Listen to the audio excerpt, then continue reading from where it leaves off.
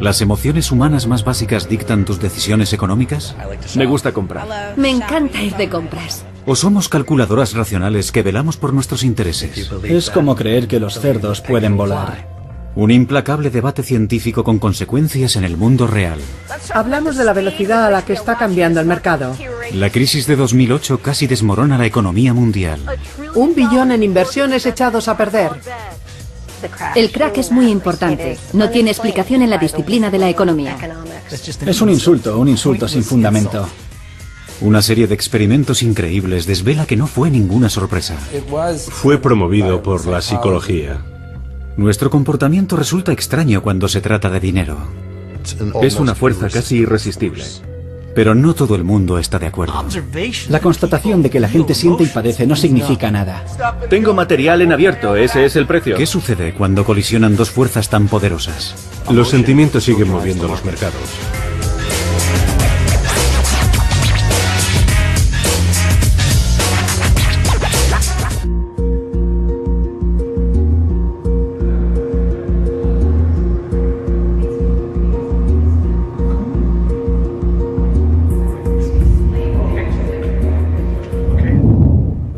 Bien, ¿preparados? Estamos ante un experimento innovador que cuestiona todas nuestras ideas acerca del dinero. ¿Quién quiere apostar? La subasta de un billete de $20. $1. ¿He oído $2? ¿Alguien ha dicho 2? ¿3? El caballero del fondo, 4. ¿Alguien dice 5? ¿He oído 5? 5. ¿6? Las reglas son muy sencillas. El mayor postor se llevará el billete de $20, pero hay gato encerrado. El segundo mayor postor no se lleva nada, pero tendrá que pagar la última cantidad que haya apostado. ¿He oído 20? 20.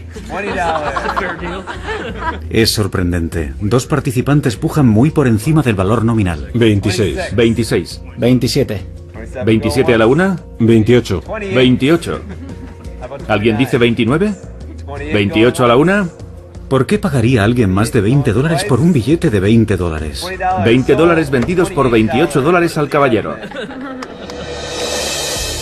Un grupo de científicos denominados behavioristas creen saber la respuesta. Ahora es cuando sale y vuelve a empezar. Apuntan a que cuando se trata de tomar decisiones relacionadas con el dinero, la mente es irracional. Hemos observado una gran variedad de formas de apartarnos de la racionalidad. La gente no utiliza la información que ellos mismos dicen que deberían utilizar, y en su lugar emplean otra información que a ellos les había parecido una locura utilizar. Mido la temperatura de tu piel. La noción de que la gente se puede comportar de forma irracional cuando hay dinero por medio quizá no sea una idea radical.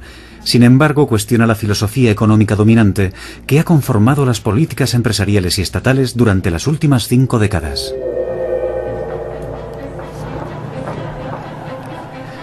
El núcleo intelectual de esta filosofía se encuentra aquí, en la Universidad de Chicago. De este campus han salido más premios Nobel en economía que de ninguna otra institución en el mundo. Casi todos ellos comparten un razonamiento básico. Cuando se trata de dinero, somos seres enormemente racionales. Uno de los grandes defensores de esta idea es Gary Becker. La teoría más sustentada que existe y que yo creo que es la más reputada de las ciencias sociales es la de la economía como una teoría de comportamiento racional desde un nivel individual, y esa es la teoría más fiable. ¿En qué consiste la economía? John Cochrane, profesor de la Universidad de Chicago, es otro gran seguidor de este modelo racional de la economía. ¿Cómo lo hacemos? En primer lugar, nos centramos en las personas y en cómo se comportan, en su comportamiento. ¿Qué quieren? ¿Cómo lo consiguen? Este modelo salió a la luz hace 200 años de manos del padre de la economía, Adam Smith, en su libro La riqueza de las naciones. Su forma inicial de abordar la economía recuerda a cómo Newton y Galileo abordaron la física. Trató algunas de las ideas básicas, por ejemplo, que las personas que velan por sus propios intereses encajan perfectamente en los mercados y pueden generar fantásticos resultados. Entonces, ¿qué quería decir Adam Smith con un comportamiento racional y que vela por sus propios intereses? Pensemos en un ciudadano medio de hoy en día. Está continuamente calculando de qué forma puede aumentar su riqueza.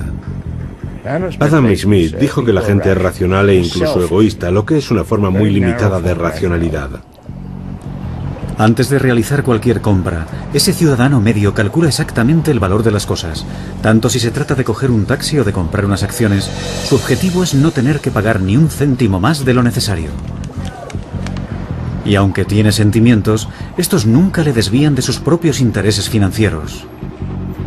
Para Adam Smith, los individuos que se comportan de forma racional constituyen una mano invisible que mantiene estable la economía mundial. Adam Smith lo combinó todo obteniendo unas conclusiones que resultan muy modernas. A lo largo de los años los economistas las han ido modificando, pero él aportó la visión original.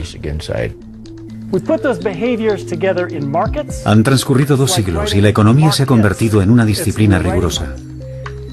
Una vez comprendido el comportamiento y analizados los mercados en los que interactúa la gente, comprenderemos las predicciones que formula ese modelo para los hechos.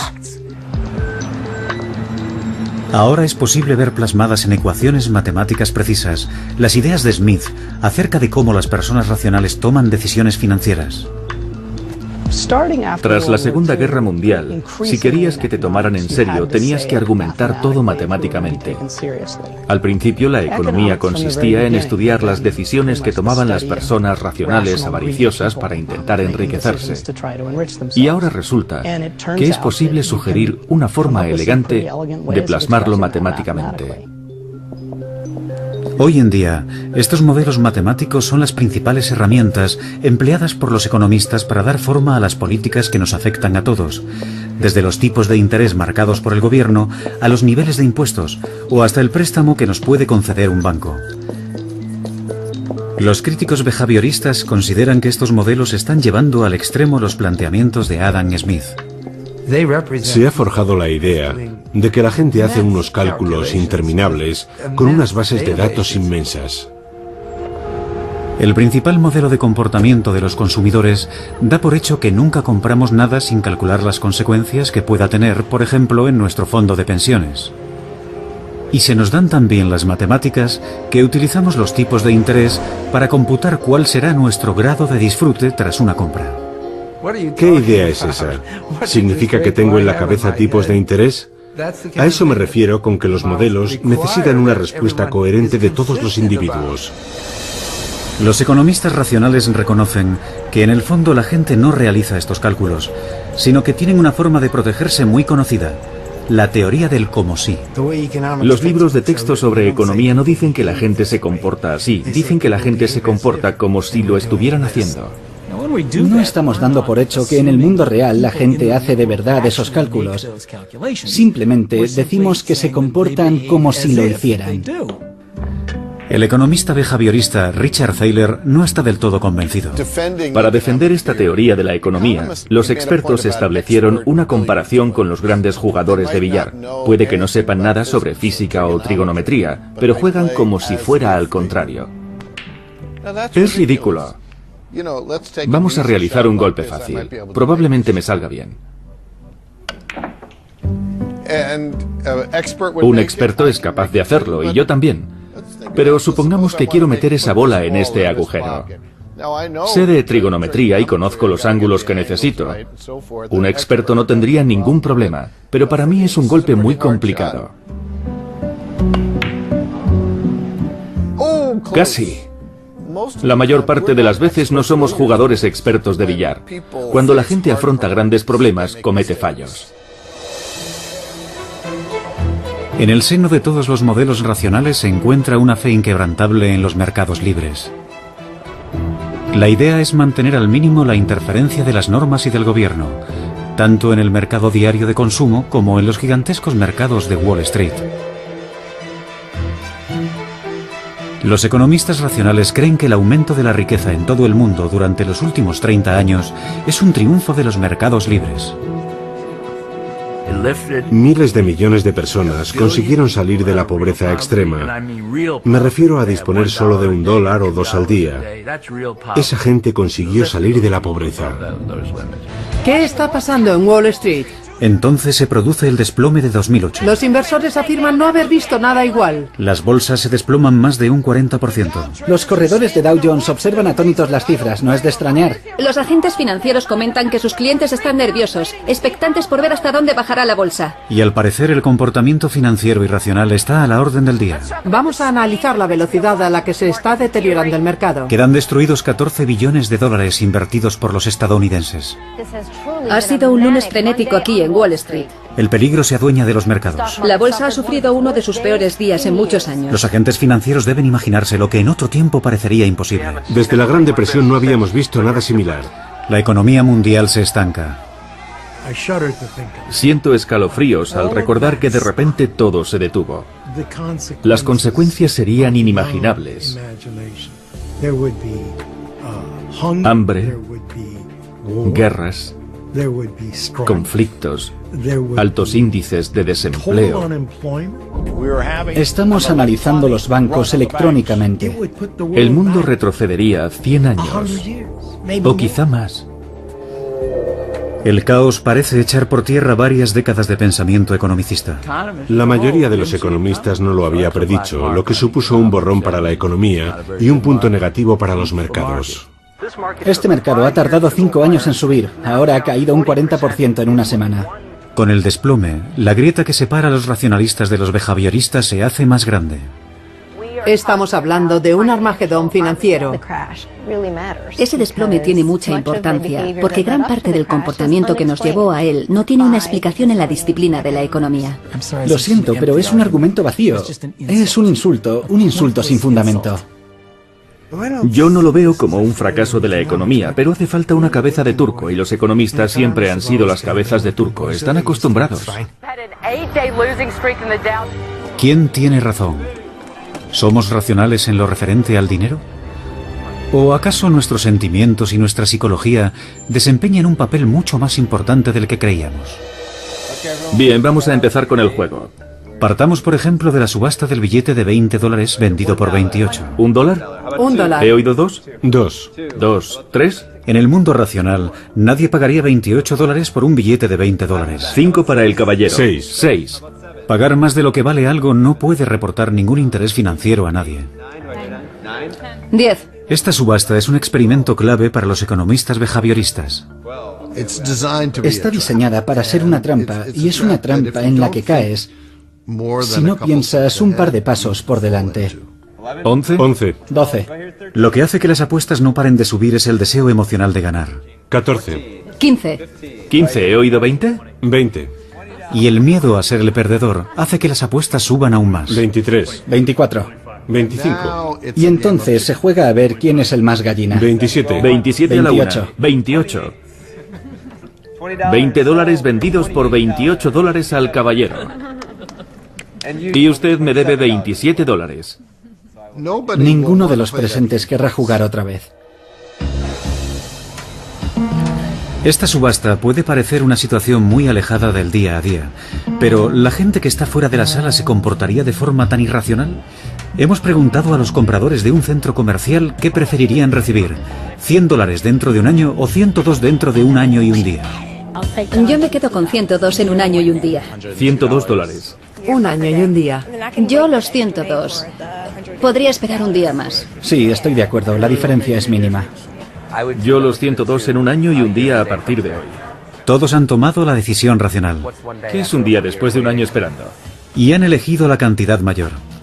A continuación se les ha preguntado qué preferirían, $100 hoy o $102 mañana. Lo que diga la mayoría constituye la elección racional. ¿Qué habrán respondido?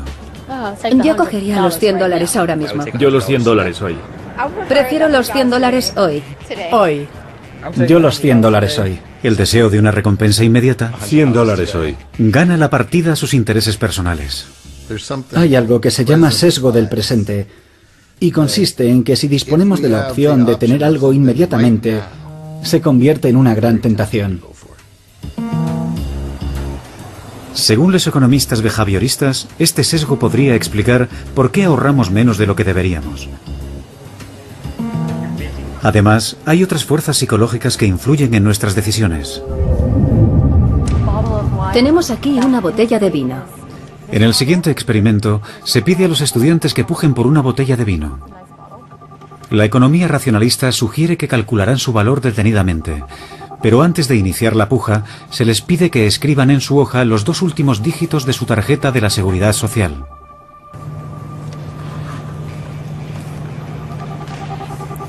Sorprendentemente, coincide que aquellos que pujaron más alto por la botella de vino son aquellos cuyas 2 últimas cifras de la Seguridad Social eran más altas. Sin darse cuenta, se han dejado influir por un número totalmente irrelevante. Este ejemplo ilustra perfectamente el anclaje. La gente se queda anclada en un número cualquiera, aleatorio, como los 2 últimos dígitos de su tarjeta de la Seguridad Social.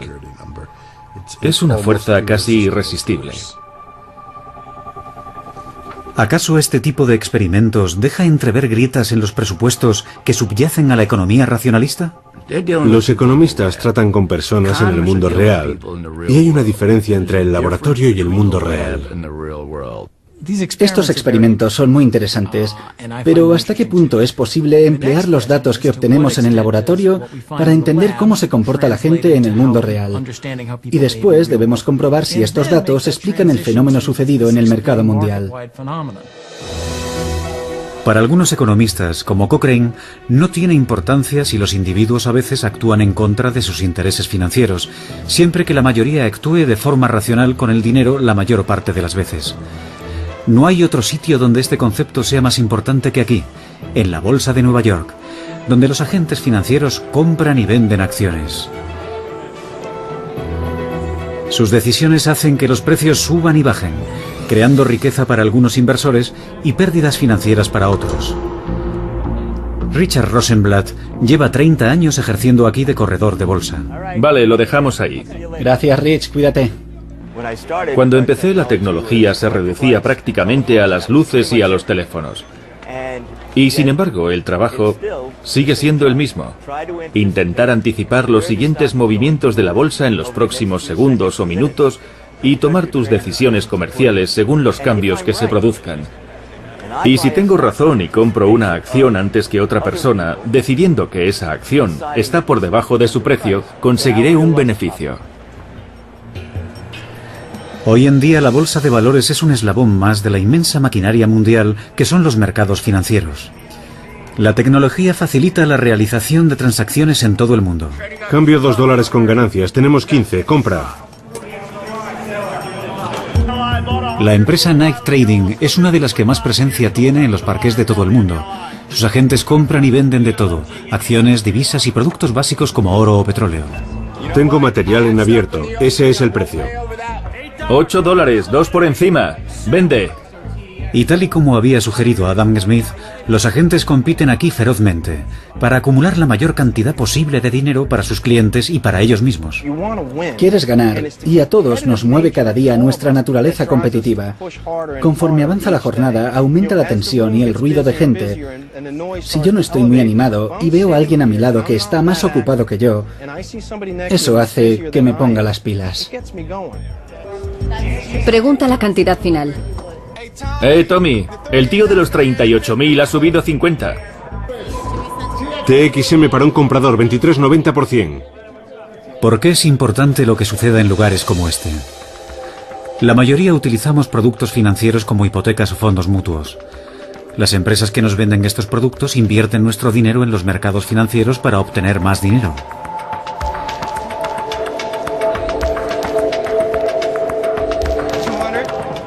Si los agentes financieros obtienen beneficios para estas empresas, entonces podrán ofrecernos hipotecas más baratas y mayores ganancias en los fondos. El resultado, una matriz de dinero que nos interconecta a todos. Está construida sobre un modelo económico que dice que gran parte del tiempo, la mayoría de nosotros y la mayoría de los agentes nos comportamos de forma racional. Pero, ¿y si este modelo de comportamiento humano fuese erróneo? Las acciones han alcanzado máximos hoy, el mejor día del Dow Jones en años. Todo indica que en 2005 la economía racionalista ha acertado. Los tiempos son propicios, lo son desde hace varios años.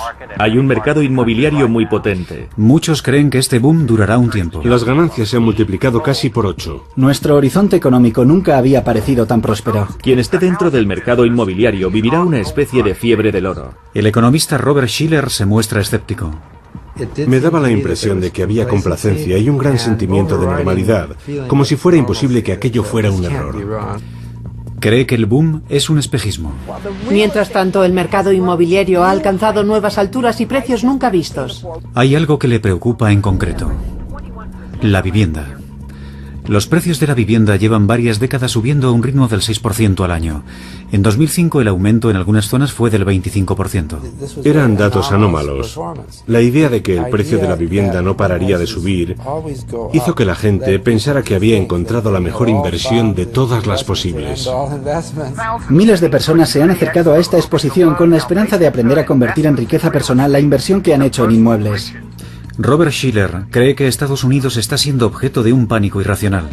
Julio ha sido el mes más voluble de la historia. Predije una probable corrección a la baja, lo que causaría un enorme desplome financiero y una recesión mundial. Aquel mismo verano alerta sobre los posibles peligros. El economista Robert Shiller acaba de sacar un nuevo libro titulado Exuberancia irracional. Hemos entrado en una especie de estado mental en el que nos ilusionamos porque los precios suben sin parar. Eso se denomina exuberancia irracional. Los economistas racionales desoyen sus advertencias. ¿Qué significa exuberancia irracional? Es un hermoso neologismo para hablar de la situación en la que los precios son más altos de lo que Bob Shiller cree que deberían ser. Bob es amigo mío y es un pesimista recalcitrante acerca de los precios. Se intensifica el debate acerca de si la subida del precio de la vivienda es el resultado del pánico o de un cálculo racional. Las no estaban siendo irracionales. Los salarios eran cada vez más bajos, igual que los tipos de interés. Tomaron una decisión racional, sobre todo pensando que los precios continuarían aumentando con el tiempo. Las instituciones financieras comparten la certeza de que el precio de la vivienda continuará aumentando. Ofrecen hipotecas insólitas hasta la fecha, y los principales responsables del país muestran su optimismo. La economía estadounidense ha sufrido episodios similares anteriormente sin experimentar una reducción significativa en la media nacional de los precios de la vivienda. Los precios de la vivienda han aumentado cerca de un 25% en los últimos 2 años. Este aumento refleja los firmes fundamentos económicos. Esta confianza no es simplemente una corazonada compartida, sino que está basada en los modelos de la economía racionalista ampliamente aceptados. Se elaboraron pensando que la gente actuaría como una calculadora, que estudiaría sus ingresos y los riesgos, que buscaría el equilibrio. En 2005, los modelos económicos parten de la idea de que los consumidores calcularán al detalle sus hipotecas.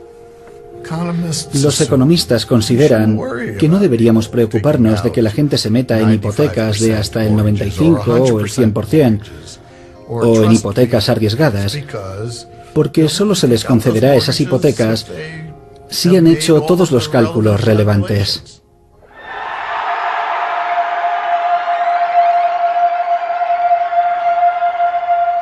En su lugar, conforme los precios aumentan, muchos consumidores asumen hipotecas que no pueden permitirse y se endeudan basándose en el supuesto valor creciente de sus hogares. ¿Cómo es posible que hubiera tanta gente dispuesta a correr ese riesgo? Los investigadores de la Universidad de Stanford dan con una posible respuesta. En un principio, su investigación no tiene nada que ver con el dinero. Ni siquiera la están llevando a cabo unos economistas. Un grupo de psicólogos emplea unos potentes escáneres cerebrales para explorar los misterios de la mente humana, especialmente las emociones. Empecé a investigar el cerebro porque me interesaban las emociones y tenía que haber algo que nos permitiera controlarlas. El psicólogo Brian Knudson se propone descubrir en qué medida las emociones afectan a una antigua zona de nuestro cerebro que compartimos con muchos animales, incluso con las lagartijas. Cuanto más abajo se encuentre la zona del cerebro, más atrás en el tiempo nos remontamos en su evolución. Los humanos todavía tenemos estas zonas subcorticales en lo profundo del cerebro. Esta parte del cerebro recibe el nombre de núcleo accumbens y es activada por las necesidades humanas más básicas. Para la supervivencia tiene mucho sentido que las recompensas naturales, como la comida o el sexo, activen este circuito que te impulsa a intentar conseguir esas recompensas.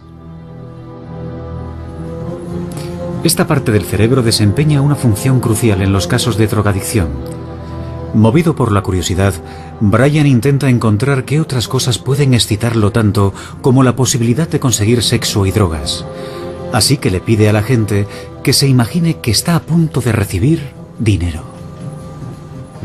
En cuanto empezamos a mencionar el dinero, detectamos una activación muy fiable en estos circuitos de las emociones. Aquello significaba que dichos circuitos no solo se activaban ante el sexo, las drogas y la comida, sino que el dinero también lo conseguía, y con gran intensidad.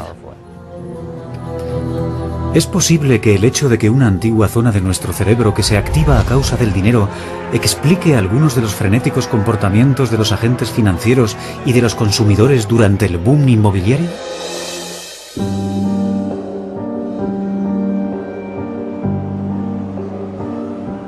El aumento en el precio de la vivienda es un ejemplo de un fenómeno llamado burbuja especulativa, según el cual los precios de un bien financiero se disparan de forma repentina y aumentan sin cesar. Robert Shiller cree que lo que lo fomenta es el entusiasmo emocional. Lo que sucede es que conforme aumenta la burbuja, cada vez entra más gente en ella, y lo hacen movidos por la envidia de aquellos que presumen sin ninguna vergüenza diciendo: he ganado más dinero que tú con tu trabajo en todo el año pasado. Durante un tiempo uno piensa, no puede ser, pero entonces recapacita, a lo mejor me he equivocado, a lo mejor debería hacerlo yo también. Y el verdadero motor son las emociones humanas. Este vínculo con las emociones es lo que hace que muchos economistas racionalistas rechacen la idea de las burbujas. Antes creía saber el significado de la palabra burbuja, pero creo que ya no lo sé. Cancelé mi suscripción a The Economist porque la palabra burbuja aparecía 3 veces en cada página y creo que es totalmente gratuito, sin sentido. Las burbujas suenan a algo inocuo, pero el periodista financiero Justin Fox ha estudiado su historia y ha descubierto qué sucede cuando estallan. La primera burbuja financiera afectó a algo totalmente inesperado. En la década de 1630, en los Países Bajos, la gente compraba y vendía bulbos de tulipanes. Se vivió una verdadera locura. Cientos de artesanos cerraban sus talleres y abrían negocios de floristas, como se autodenominaban, aunque en el fondo eran comerciantes de bulbos de tulipanes. Aquello constituyó un verdadero mercado financiero. El precio de los tulipanes en los Países Bajos aumentó hasta tal punto que un bulbo de tulipán llegó a tener un valor equivalente al de toda una casa. Durante 3 años, el precio de los bulbos de tulipanes aumentó de forma exponencial hasta hacerlo de manera desorbitada. Algunos escritos recogen que casi la mitad de todos los ingresos de la economía holandesa provenían del comercio relacionado con los tulipanes. Para muchos historiadores, aquel fue el primer ejemplo real de una burbuja financiera, aunque se tratara de tulipanes. La gente los compraba, pero no porque les gustaran los tulipanes, sino porque creían que el precio estaba subiendo y que podrían revenderlos a un precio superior. El 5 de febrero de 1637, nadie quiso comprar el bulbo más caro de los Países Bajos, y entre los inversores en tulipanes cundió el pánico. Estalló en ese momento porque los precios empezaron a caer. Siguieron cayendo y entonces uno piensa, ya sabía yo que los tulipanes no podían valer tanto. Será mejor que salga de aquí cuanto antes. Y entonces todo el mundo lo deja y se produce la gran caída. Los precios se desplomaron y los ciudadanos más relevantes se encontraron en la bancarrota. Hizo falta que transcurriera toda una generación para que la economía holandesa se recuperara. Desde entonces se han generado muchas burbujas y se han producido muchos desplomes. El más famoso tuvo lugar no hace tanto.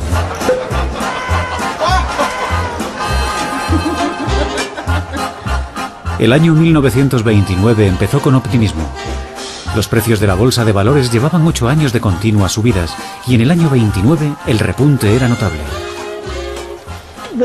La década de 1920 fue una gran década desde el punto de vista económico. La economía era boyante, la industria también, y hacia el último tramo los mercados financieros digamos que pasaron de reflejar ese boom a prácticamente crearlo. El boom se expandió por todas partes. A finales de la década se respiraba la sensación de una nueva era. Los más observadores hablaron de emociones febriles cuando miles de inversores pagaron precios desorbitados por las acciones. En los llamados locos años 20, el mercado de acciones fue testigo del desarrollo de una inmensa burbuja. Mucha gente pensó que no tendría fin. Pero entonces, el 29 de octubre, los precios se desplomaron repentinamente y empezó a respirarse un ambiente de tensión y de miedo.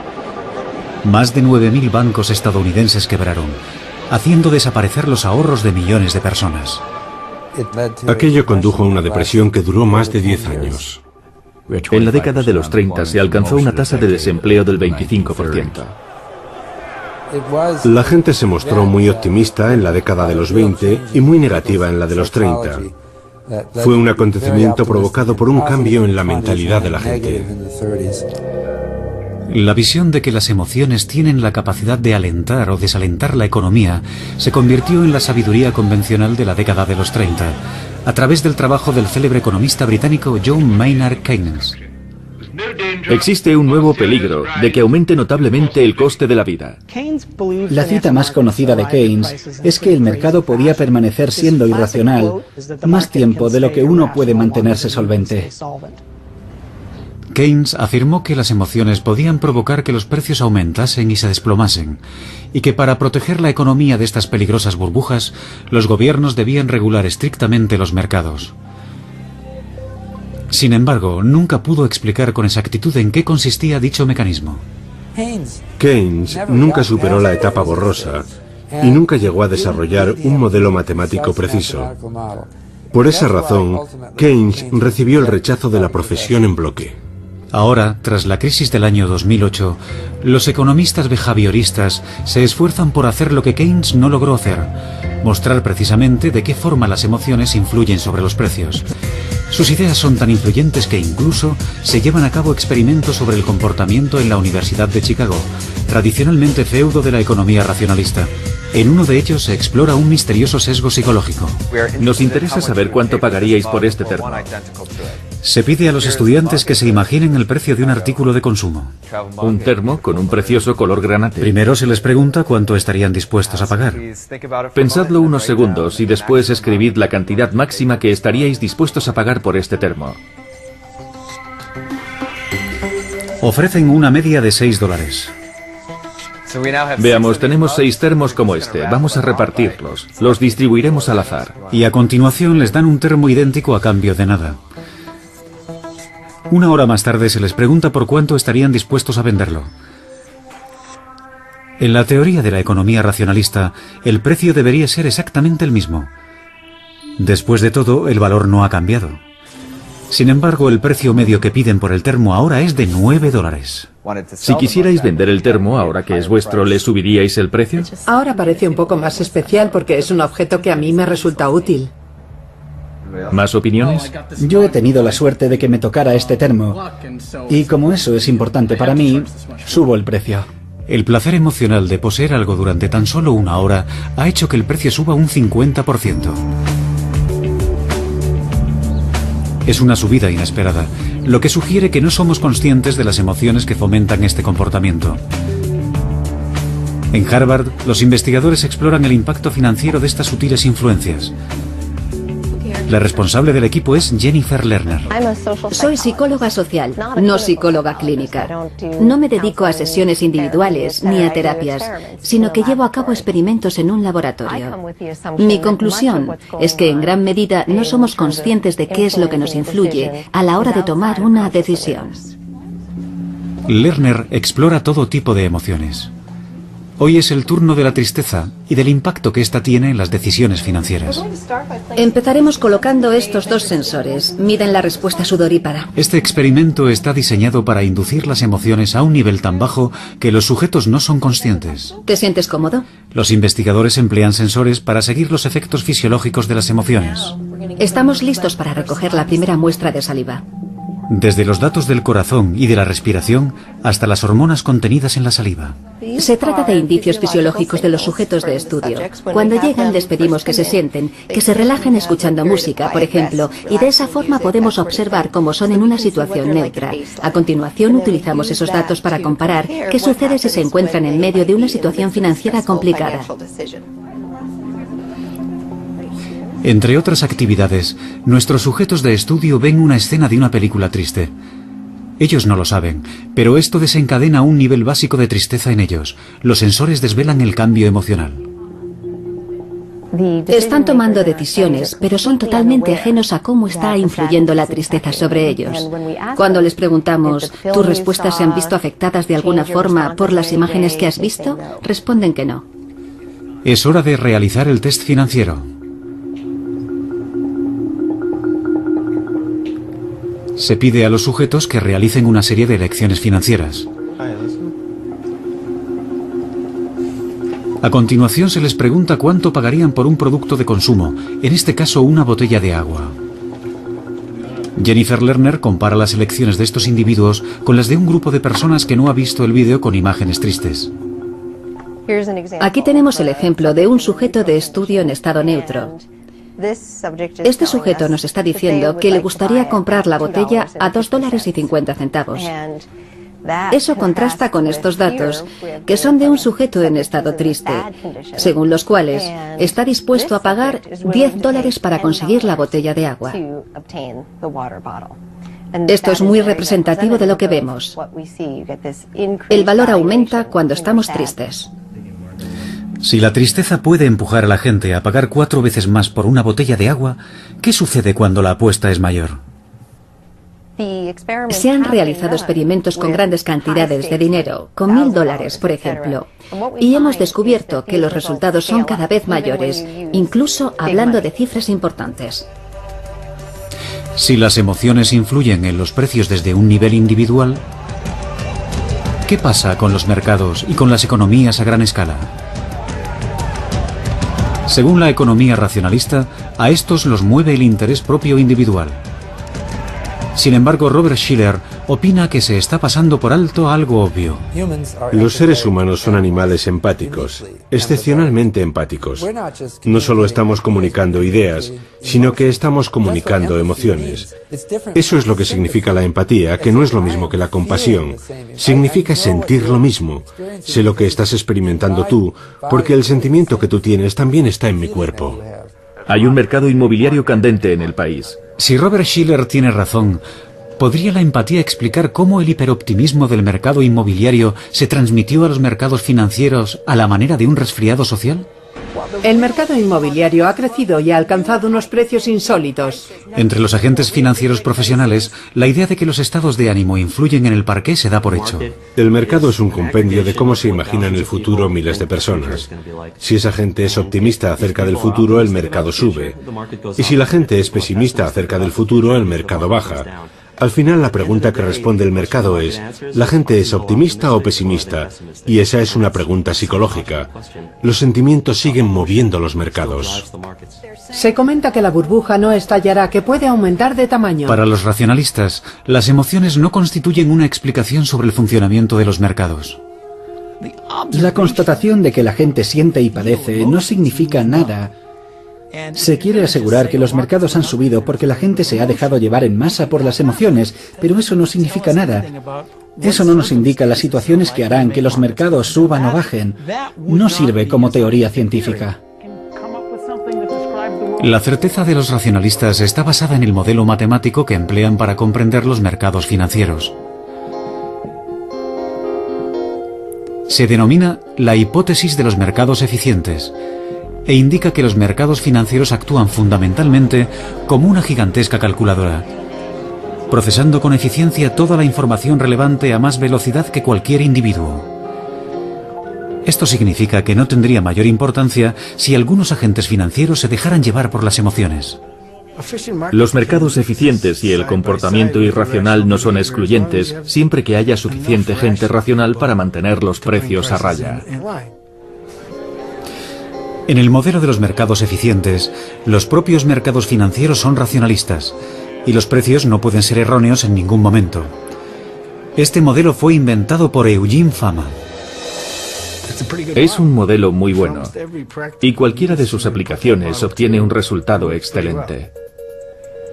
Creó mucha confusión y todavía persiste hoy en día.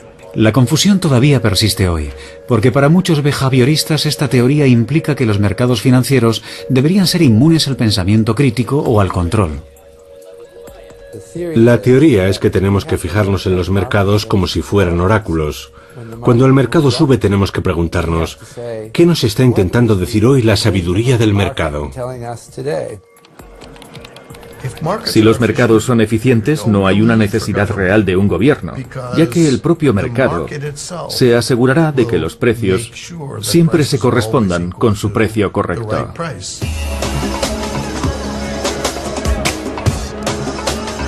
Los racionalistas no creen en la regulación, sino que creen que los mercados pondrán en marcha su propio mecanismo de gestión de riesgo.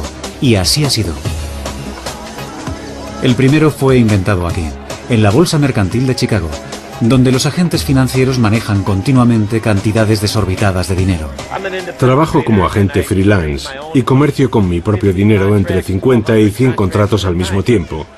Es decir, contratos de entre 50 y 100 millones de dólares. Aquí los agentes ganan dinero ofreciendo a la gente seguridad contra el riesgo, incluyendo a los productores agrícolas de panceta de cerdo y de naranjas. Mucho antes de que esta naranja se convirtiera en una naranja, el agricultor tuvo que cultivarla. Entonces no sabía cuál sería su precio cuando llegara al mercado 10 meses más tarde. ¿Sacaría beneficios de ella? Como protección, los agricultores firman contratos que les sirvan de seguro en caso de la caída del precio de las naranjas. En ningún lugar del mercado verás cómo dos agentes se pasan una naranja. Y sin embargo, se negocia con las naranjas en un mercado invisible.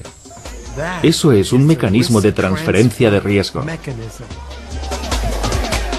Cuando Leo Melamed fue presidente de la Bolsa Mercantil de Chicago, se apropió de esa idea de las naranjas y la aplicó a los activos financieros. En un contrato eso pasó a denominarse derivado. Fue una idea revolucionaria.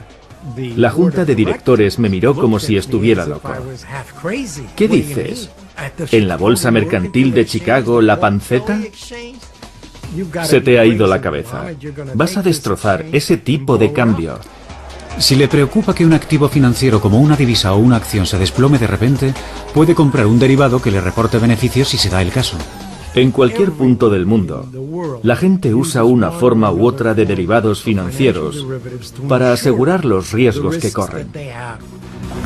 Los derivados son muy útiles. Se mueven más allá del intercambio mercantil y con menos seguimiento. Adoptan nuevas formas complejas. Incluso hay algunos derivados que han sido creados como un seguro ante el riesgo de conceder millones de hipotecas. Pero conforme estos distintos riesgos crecen, alguien tiene que medirlos. En los templos modernos de las finanzas, la atmósfera es menos parecida a la Bolsa Mercantil de Chicago y más parecida a una academia clásica. No es de extrañar. Es muy probable que muchos agentes financieros que operan aquí estén licenciados en ciencias exactas. La cultura de las operaciones bursátiles ha cambiado. Cuando yo empecé en 1992, se oían muchos gritos en los parqués y la gente tiraba los teléfonos por el aire. Hoy uno puede salir al parqué y comprobar que el ambiente es relativamente tranquilo. Oyes los ordenadores y ves a otro tipo de personas participando en las operaciones. Estos agentes financieros son denominados quants o analistas cuantitativos porque emplean ecuaciones y estadísticas para cuantificar sus riesgos de forma matemática. Es entonces cuando programan sus ordenadores para realizar transacciones comerciales. Los mercados financieros están actualmente dominados por un enfoque matemático y diseñado para asegurar que los riesgos son evaluados de forma racional y científica. Todavía hay aspectos de las transacciones comerciales que son un arte y no una ciencia. Ahora hay muchos aspectos tratados como ciencia, y eso es una novedad en los últimos 20 años. Un analista cuantitativo buscará patrones entre toneladas de datos y se pasará el día combinando números. para intentar optimizar los resultados. Estas dos innovaciones clave, los derivados para gestionar los riesgos y los matemáticos para medirlos, convencen a muchos de que los mercados son eficientes y hace que las burbujas y los desplomes parezcan del pasado. Si alguien se cree eso, también se creerá que los cerdos pueden volar. La primera vez que oí a un economista mencionar esa idea, di por hecho que estaban muy mal informados, que estaban aislados en lo alto de sus atalayas. Jeremy Grandam es un inversor de éxito. Ha acumulado ganancias durante los últimos 40 años, gracias a detectar burbujas de precios y apostar en su contra. Hemos encontrado 27 burbujas. Cree que las burbujas son inevitables y que tienen un ritmo predecible. La euforia es lo que hace que los precios suban y el realismo es lo que hace que bajen, y lo que en último término provoca un pánico no realista, ya que se alimenta de sí mismo y avanza en la dirección equivocada. En la Universidad Chapman, en California, Vernon Smith estudia este ciclo. A muchos economistas no les gustan las burbujas porque son difíciles de comprender. Vernon Smith quiere comprobar qué sucede cuando los estudiantes compiten por conseguir dinero en un parqué simulado. Van a participar en un experimento. No es un entorno académico. Tu trabajo consiste en ganar la mayor cantidad posible de dinero. Se les pagará basándose en los dividendos que ganen. Si juegan bien sus cartas, podrán ganar cientos de dólares. Se trata de dinero real, contante y sonante. Cada uno de ellos ha recibido un activo financiero imaginario para comerciar con él. Comerciarán con un activo. Y desde el principio se les recuerda que tengan cuidado, porque el activo irá perdiendo valor con el paso del tiempo. Al final del juego no poseerá ningún valor. El activo vivirá exactamente 15 periodos de transacciones. La cuestión es si este hecho determinará los precios a los que pujan o si al pujar no lo tienen en cuenta. Bien, el experimento ha comenzado. En una pantalla ven los precios a los que los otros corredores de bolsa están comprando o vendiendo. Y también ven cómo va perdiendo valor el activo que poseen, lo que aparece indicado con una línea blanca discontinua en descenso. Conforme los precios aumentan, alcanzan el valor real del activo y sucede algo extraño. Todo el mundo empieza a correr riesgos. El precio ha subido notablemente. Con la esperanza de obtener beneficios, pujan muy por encima del valor real.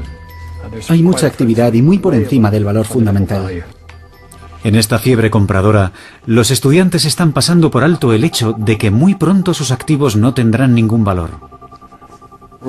Estamos en el periodo 10 y al término del periodo 15, estos activos no valdrán nada. Se acerca el final y el precio permanece muy por encima del valor real. El gráfico ha adoptado la forma típica de una burbuja. Y cuando los jugadores intentan salir de ella, nadie quiere comprar. En lugar de ganar miles de dólares, los estudiantes observan cómo se desploma el gráfico, dejándolos con prácticamente nada. Este experimento sugiere que las burbujas pueden formar parte del tejido de los mercados financieros. Hemos hecho experimentos como estos con todo tipo de sujetos. En Chicago recluté a unos cuantos agentes financieros de valores bursátiles y los convoqué para el experimento. Nos dieron una magnífica burbuja. Es una burbuja en la que los precios suben y después, de repente, se desploman. ¿Cómo es posible que un patrón tan sencillo nos haya dejado tan cerca de una catástrofe económica? En 2005, conforme aumenta el precio de la vivienda, los mecanismos con los que cuentan los economistas racionales para mantener a salvo los mercados se convierten en una parte del problema. Las grandes instituciones financieras emiten derivados por valor de miles de millones de dólares para proteger a los prestamistas hipotecarios ante impagos de los préstamos. Y cada vez que creabas uno, podías obtener el 6% del valor total que habías creado. Era una mina de oro. Se empieza a negociar con estos derivados y su precio aumenta notablemente. De repente se han convertido en el equivalente de los bulbos de tulipanes en pleno siglo XXI. En pocos años, suman ganancias por valor de más de 60 billones de dólares. Todo va bien mientras los quants calculen el riesgo adecuadamente, pero su modelo matemático parte de que los precios de los mercados siempre son los correctos. Ese modelo estaba dando por hecho que los precios continuarían subiendo y que muy pocas personas serían incapaces de pagar unos préstamos muy arriesgados. En resumen, estaba dando por hecho que se había terminado el ciclo económico. Fíjense en todos los carteles de se vende de los que sus dueños no pueden deshacerse. Cuando el precio de la vivienda se desploma, el modelo se descompone. El precio de los derivados se desmorona y las instituciones financieras acumulan una deuda de miles de millones de dólares. Los bancos no podían vender a cualquier precio, así que al final el precio dejó de tener valor. Las hipotecas inestables desencadenan el miedo. La víspera del desplome de la bolsa, todo un edificio intelectual construido sobre las bases de la toma de decisiones racionalistas estaba en pie. Es muy complicado decir que el mercado es racional y perfecto y que sabe lo que está haciendo, cuando claramente es capaz de congelarse y dejar de funcionar.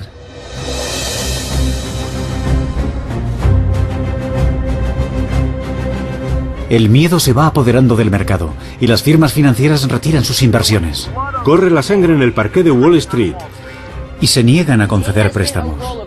La incertidumbre desemboca en algo muy parecido al pánico. Se podría emplear la palabra pánico, pero en mi opinión no es más que un cambio de gustos. $500 millones en hipotecas echados a perder.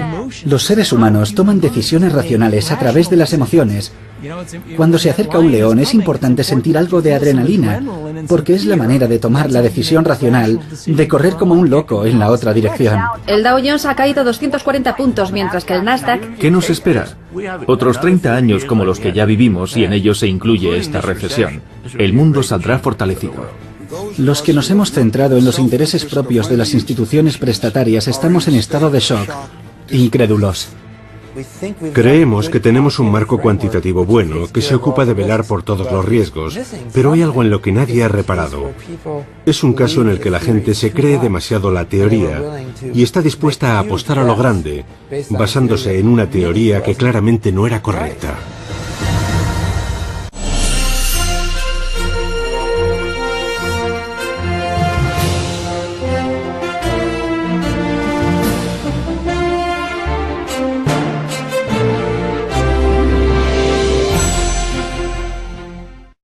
¿Las emociones humanas más básicas dictan tus decisiones económicas?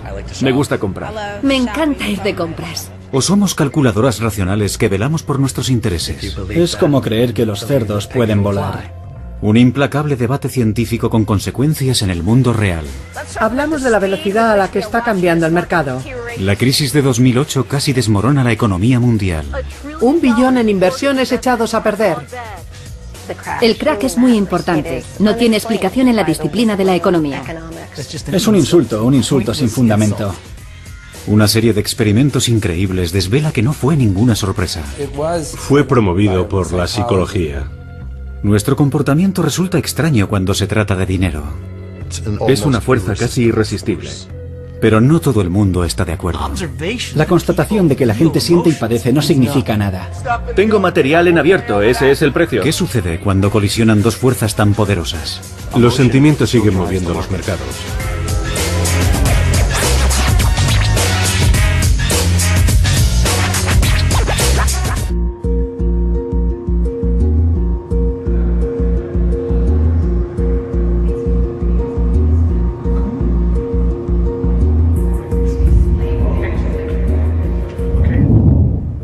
Bien, ¿preparados? Estamos ante un experimento innovador que cuestiona todas nuestras ideas acerca del dinero.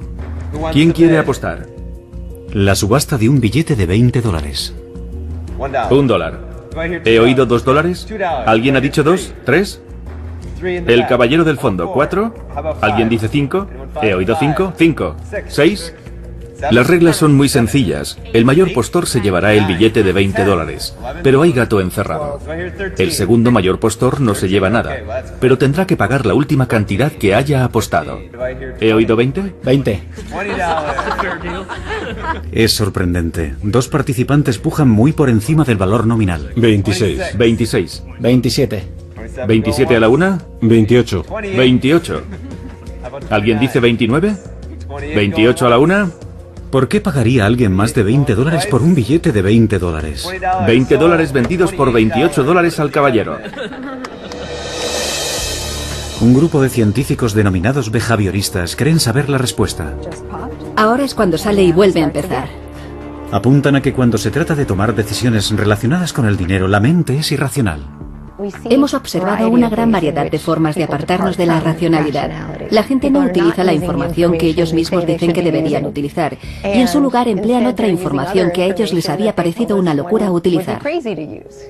Mido la temperatura de tu piel. La noción de que la gente se puede comportar de forma irracional cuando hay dinero por medio quizá no sea una idea radical.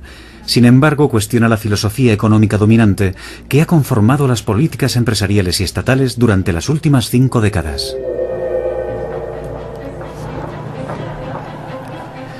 El núcleo intelectual de esta filosofía se encuentra aquí, en la Universidad de Chicago. De este campus han salido más premios Nobel en economía que de ninguna otra institución en el mundo. Casi todos ellos comparten un razonamiento básico. Cuando se trata de dinero, somos seres enormemente racionales. Uno de los grandes defensores de esta idea es Gary Becker. La teoría más sustentada que existe y que yo creo que es la más reputada de las ciencias sociales es la de la economía como una teoría de comportamiento racional desde un nivel individual, y esa es la teoría más fiable. ¿En qué consiste la economía? John Cochrane, profesor de la Universidad de Chicago, es otro gran seguidor de este modelo racional de la economía. ¿Cómo lo hacemos? En primer lugar, nos centramos en las personas y en cómo se comportan, en su comportamiento. ¿Qué quieren? ¿Cómo lo consiguen? Este modelo salió a la luz hace 200 años de manos del padre de la economía, Adam Smith, en su libro La riqueza de las naciones. Su forma inicial de abordar la economía recuerda a cómo Newton y Galileo abordaron la física. Trató algunas de las ideas básicas, por ejemplo, que las personas que velan por sus propios intereses encajan perfectamente en los mercados y pueden generar fantásticos resultados.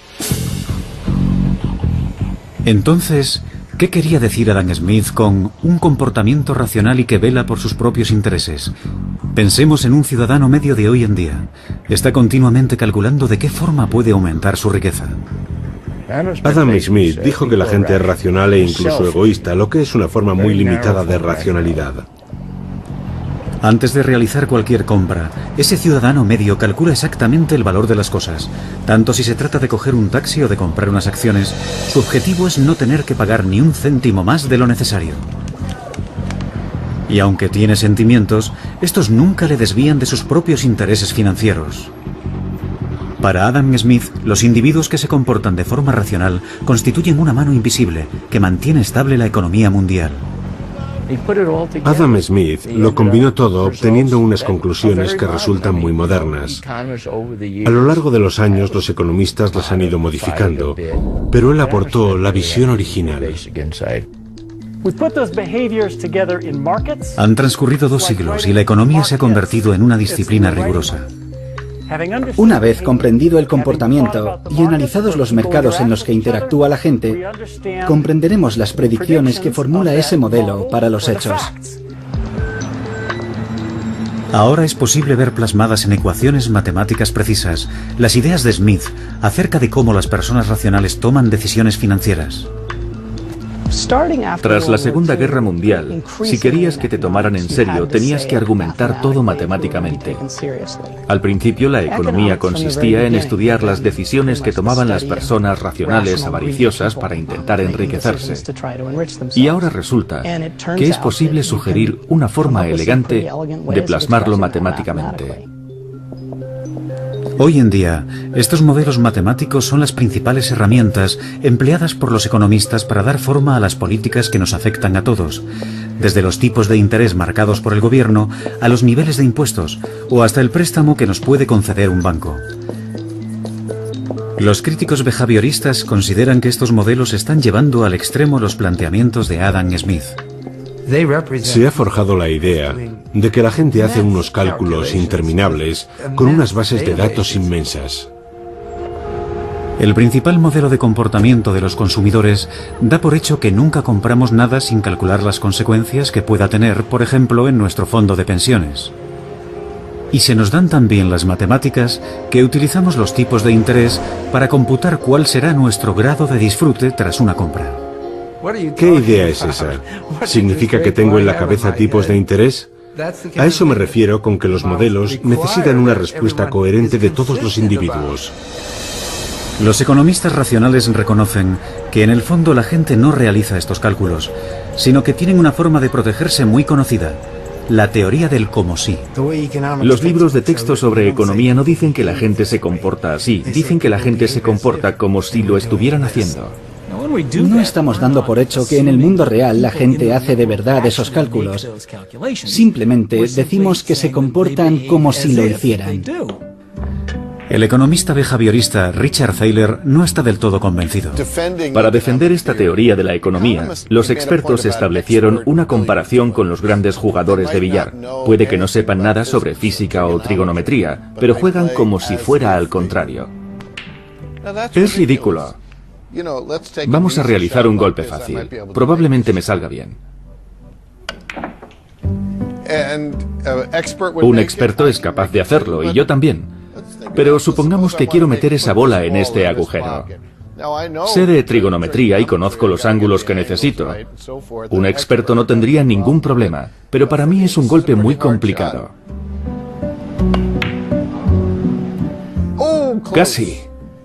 La mayor parte de las veces no somos jugadores expertos de billar. Cuando la gente afronta grandes problemas, comete fallos. En el seno de todos los modelos racionales se encuentra una fe inquebrantable en los mercados libres. La idea es mantener al mínimo la interferencia de las normas y del gobierno, tanto en el mercado diario de consumo como en los gigantescos mercados de Wall Street. Los economistas racionales creen que el aumento de la riqueza en todo el mundo durante los últimos 30 años es un triunfo de los mercados libres. Miles de millones de personas consiguieron salir de la pobreza extrema. Me refiero a disponer solo de $1 o 2 al día. Esa gente consiguió salir de la pobreza. ¿Qué está pasando en Wall Street?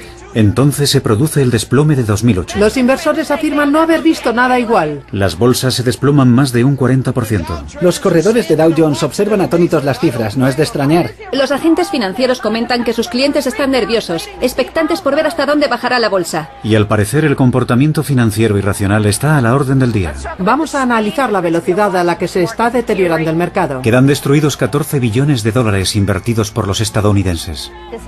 Ha sido un lunes frenético aquí en Wall Street. El peligro se adueña de los mercados. La bolsa ha sufrido uno de sus peores días en muchos años. Los agentes financieros deben imaginarse lo que en otro tiempo parecería imposible. Desde la Gran Depresión no habíamos visto nada similar. La economía mundial se estanca.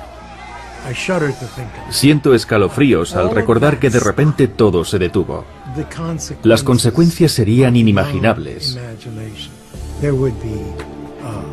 Hambre, guerras, conflictos, altos índices de desempleo. Estamos analizando los bancos electrónicamente. El mundo retrocedería 100 años, o quizá más. El caos parece echar por tierra varias décadas de pensamiento economicista. La mayoría de los economistas no lo había predicho, lo que supuso un borrón para la economía y un punto negativo para los mercados. Este mercado ha tardado 5 años en subir, ahora ha caído un 40% en una semana. Con el desplome, la grieta que separa a los racionalistas de los behavioristas se hace más grande. Estamos hablando de un Armagedón financiero. Ese desplome tiene mucha importancia, porque gran parte del comportamiento que nos llevó a él no tiene una explicación en la disciplina de la economía. Lo siento, pero es un argumento vacío. Es un insulto sin fundamento. Yo no lo veo como un fracaso de la economía, pero hace falta una cabeza de turco y los economistas siempre han sido las cabezas de turco. Están acostumbrados. ¿Quién tiene razón? ¿Somos racionales en lo referente al dinero? ¿O acaso nuestros sentimientos y nuestra psicología desempeñan un papel mucho más importante del que creíamos? Bien, vamos a empezar con el juego. Partamos, por ejemplo, de la subasta del billete de $20 vendido por 28. ¿$1? $1. ¿He oído 2? 2. 2, 3. En el mundo racional, nadie pagaría $28 por un billete de $20. 5 para el caballero. 6. 6. Pagar más de lo que vale algo no puede reportar ningún interés financiero a nadie. 10. Esta subasta es un experimento clave para los economistas behavioristas. Está diseñada para ser una trampa, y es una trampa en la que caes si no piensas un par de pasos por delante. 11. 12. Lo que hace que las apuestas no paren de subir es el deseo emocional de ganar. 14. 15. 15. ¿He oído 20? 20. Y el miedo a ser el perdedor hace que las apuestas suban aún más. 23. 24. 25. Y entonces se juega a ver quién es el más gallina. 27. 27 a la 28. 1. 28. $20 vendidos por $28 al caballero. Y usted me debe $27. Ninguno de los presentes querrá jugar otra vez. Esta subasta puede parecer una situación muy alejada del día a día, pero ¿la gente que está fuera de la sala se comportaría de forma tan irracional? Hemos preguntado a los compradores de un centro comercial qué preferirían recibir, $100 dentro de un año o 102 dentro de un año y un día. Yo me quedo con 102 en un año y un día. $102. Un año y un día. Yo los 102. Podría esperar un día más. Sí, estoy de acuerdo, la diferencia es mínima. Yo los 102 en un año y un día a partir de hoy. Todos han tomado la decisión racional ¿Qué es un día después de un año esperando? y han elegido la cantidad mayor.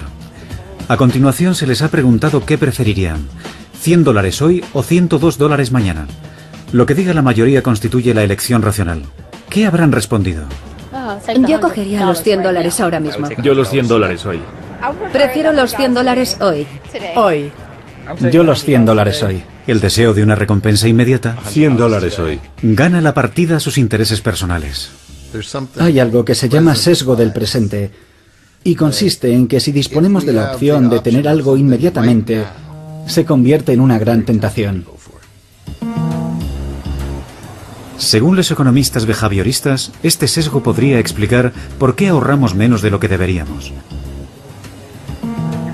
Además, hay otras fuerzas psicológicas que influyen en nuestras decisiones. Tenemos aquí una botella de vino. En el siguiente experimento, se pide a los estudiantes que pujen por una botella de vino.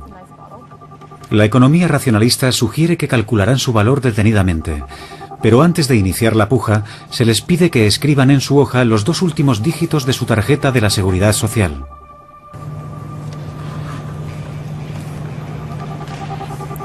Sorprendentemente, coincide que aquellos que pujaron más alto por la botella de vino son aquellos cuyas 2 últimas cifras de la Seguridad Social eran más altas. Sin darse cuenta, se han dejado influir por un número totalmente irrelevante.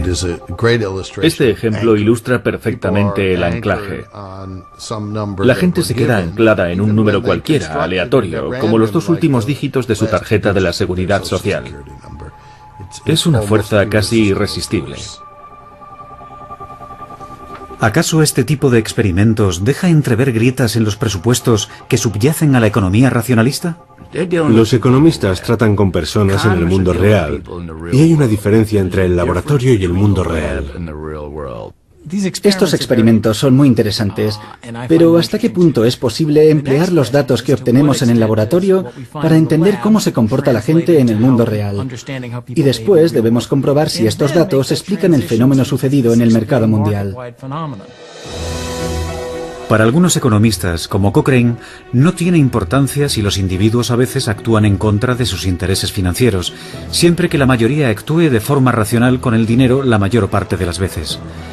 No hay otro sitio donde este concepto sea más importante que aquí, en la Bolsa de Nueva York, donde los agentes financieros compran y venden acciones. Sus decisiones hacen que los precios suban y bajen, creando riqueza para algunos inversores y pérdidas financieras para otros. Richard Rosenblatt lleva 30 años ejerciendo aquí de corredor de bolsa. Vale, lo dejamos ahí. Gracias, Rich, cuídate. Cuando empecé, la tecnología se reducía prácticamente a las luces y a los teléfonos. Y sin embargo, el trabajo sigue siendo el mismo. Intentar anticipar los siguientes movimientos de la bolsa en los próximos segundos o minutos y tomar tus decisiones comerciales según los cambios que se produzcan. Y si tengo razón y compro una acción antes que otra persona, decidiendo que esa acción está por debajo de su precio, conseguiré un beneficio. Hoy en día la bolsa de valores es un eslabón más de la inmensa maquinaria mundial que son los mercados financieros. La tecnología facilita la realización de transacciones en todo el mundo. Cambio $2 con ganancias. Tenemos 15. Compra. La empresa Nike Trading es una de las que más presencia tiene en los parques de todo el mundo. Sus agentes compran y venden de todo: acciones, divisas y productos básicos como oro o petróleo. Tengo material en abierto. Ese es el precio. $8, 2 por encima. Vende. Y tal y como había sugerido Adam Smith, los agentes compiten aquí ferozmente para acumular la mayor cantidad posible de dinero para sus clientes y para ellos mismos. Quieres ganar, y a todos nos mueve cada día nuestra naturaleza competitiva. Conforme avanza la jornada, aumenta la tensión y el ruido de gente. Si yo no estoy muy animado y veo a alguien a mi lado que está más ocupado que yo, eso hace que me ponga las pilas. Pregunta la cantidad final. Tommy, el tío de los 38.000 ha subido 50. TXM para un comprador, 23.90 por 100. ¿Por qué es importante lo que suceda en lugares como este? La mayoría utilizamos productos financieros como hipotecas o fondos mutuos. Las empresas que nos venden estos productos invierten nuestro dinero en los mercados financieros para obtener más dinero.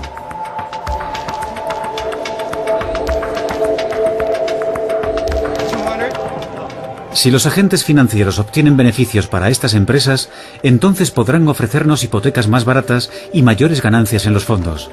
El resultado, una matriz de dinero que nos interconecta a todos. Está construida sobre un modelo económico que dice que gran parte del tiempo, la mayoría de nosotros y la mayoría de los agentes nos comportamos de forma racional. Pero, ¿y si este modelo de comportamiento humano fuese erróneo? Las acciones han alcanzado máximos hoy, el mejor día del Dow Jones en años. Todo indica que en 2005 la economía racionalista ha acertado. Los tiempos son propicios, lo son desde hace varios años. Hay un mercado inmobiliario muy potente. Muchos creen que este boom durará un tiempo. Las ganancias se han multiplicado casi por 8. Nuestro horizonte económico nunca había parecido tan próspero. Quien esté dentro del mercado inmobiliario vivirá una especie de fiebre del oro. El economista Robert Shiller se muestra escéptico. Me daba la impresión de que había complacencia y un gran sentimiento de normalidad, como si fuera imposible que aquello fuera un error. Cree que el boom es un espejismo. Mientras tanto, el mercado inmobiliario ha alcanzado nuevas alturas y precios nunca vistos. Hay algo que le preocupa en concreto: la vivienda. Los precios de la vivienda llevan varias décadas subiendo a un ritmo del 6% al año. En 2005 el aumento en algunas zonas fue del 25%. Eran datos anómalos. La idea de que el precio de la vivienda no pararía de subir hizo que la gente pensara que había encontrado la mejor inversión de todas las posibles. Miles de personas se han acercado a esta exposición con la esperanza de aprender a convertir en riqueza personal la inversión que han hecho en inmuebles. Robert Shiller cree que Estados Unidos está siendo objeto de un pánico irracional. Julio ha sido el mes más voluble de la historia. Predije una probable corrección a la baja, lo que causaría un enorme desplome financiero y una recesión mundial. Aquel mismo verano alerta sobre los posibles peligros. El economista Robert Shiller acaba de sacar un nuevo libro titulado Exuberancia irracional. Hemos entrado en una especie de estado mental en el que nos ilusionamos porque los precios suben sin parar. Eso se denomina exuberancia irracional. Los economistas racionales desoyen sus advertencias. ¿Qué significa exuberancia irracional? Es un hermoso neologismo para hablar de la situación en la que los precios son más altos de lo que Bob Shiller cree que deberían ser. Bob es amigo mío y es un pesimista recalcitrante acerca de los precios. Se intensifica el debate acerca de si la subida del precio de la vivienda es el resultado del pánico o de un cálculo racional. Las no estaban siendo irracionales. Los salarios eran cada vez más bajos, igual que los tipos de interés. Tomaron una decisión racional, sobre todo pensando que los precios continuarían aumentando con el tiempo. Las instituciones financieras comparten la certeza de que el precio de la vivienda continuará aumentando. Ofrecen hipotecas insólitas hasta la fecha, y los principales responsables del país muestran su optimismo. La economía estadounidense ha sufrido episodios similares anteriormente sin experimentar una reducción significativa en la media nacional de los precios de la vivienda. Los precios de la vivienda han aumentado cerca de un 25% en los últimos 2 años. Este aumento refleja los firmes fundamentos económicos. Esta confianza no es simplemente una corazonada compartida, sino que está basada en los modelos de la economía racionalista ampliamente aceptados. Se elaboraron pensando que la gente actuaría como una calculadora, que estudiaría sus ingresos y los riesgos, que buscaría el equilibrio. En 2005, los modelos económicos parten de la idea de que los consumidores calcularán al detalle sus hipotecas. Los economistas consideran que no deberíamos preocuparnos de que la gente se meta en hipotecas de hasta el 95 o el 100%, o en hipotecas arriesgadas, porque solo se les concederá esas hipotecas si han hecho todos los cálculos relevantes.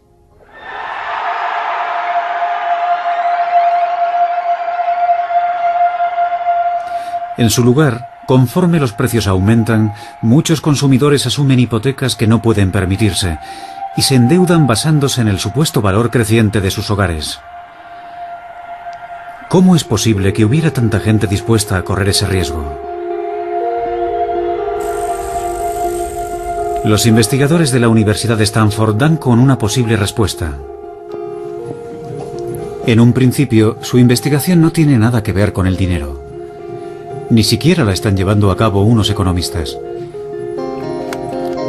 Un grupo de psicólogos emplea unos potentes escáneres cerebrales para explorar los misterios de la mente humana, especialmente las emociones. Empecé a investigar el cerebro porque me interesaban las emociones y tenía que haber algo que nos permitiera controlarlas. El psicólogo Brian Knudson se propone descubrir en qué medida las emociones afectan a una antigua zona de nuestro cerebro, que compartimos con muchos animales, incluso con las lagartijas. Cuanto más abajo se encuentre la zona del cerebro, más atrás en el tiempo nos remontamos en su evolución. Los humanos todavía tenemos estas zonas subcorticales en lo profundo del cerebro. Esta parte del cerebro recibe el nombre de núcleo accumbens y es activada por las necesidades humanas más básicas. Para la supervivencia tiene mucho sentido que las recompensas naturales, como la comida o el sexo, activen este circuito que te impulsa a intentar conseguir esas recompensas. Esta parte del cerebro desempeña una función crucial en los casos de drogadicción. Movido por la curiosidad, Brian intenta encontrar qué otras cosas pueden excitarlo tanto como la posibilidad de conseguir sexo y drogas. Así que le pide a la gente que se imagine que está a punto de recibir dinero. En cuanto empezamos a mencionar el dinero, detectamos una activación muy fiable en estos circuitos de las emociones.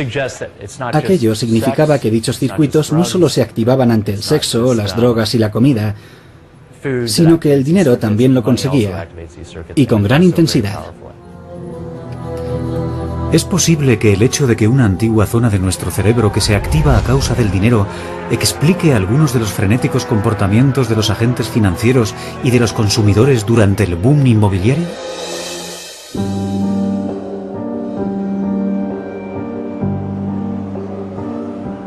El aumento en el precio de la vivienda es un ejemplo de un fenómeno llamado burbuja especulativa, según el cual los precios de un bien financiero se disparan de forma repentina y aumentan sin cesar. Robert Shiller cree que lo que lo fomenta es el entusiasmo emocional. Lo que sucede es que conforme aumenta la burbuja, cada vez entra más gente en ella, y lo hacen movidos por la envidia de aquellos que presumen sin ninguna vergüenza diciendo: he ganado más dinero que tú con tu trabajo en todo el año pasado.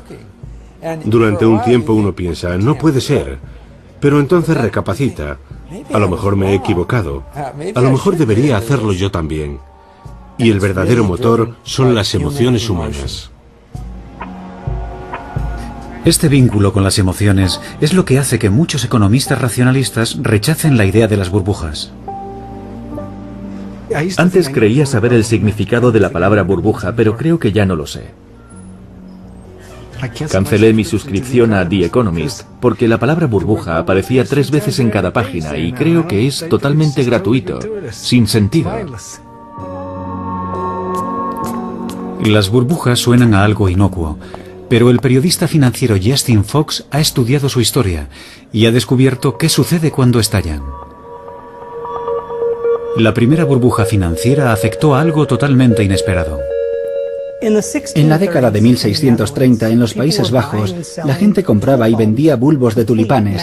Se vivió una verdadera locura. Cientos de artesanos cerraban sus talleres y abrían negocios de floristas, como se autodenominaban, aunque en el fondo eran comerciantes de bulbos de tulipanes. Aquello constituyó un verdadero mercado financiero.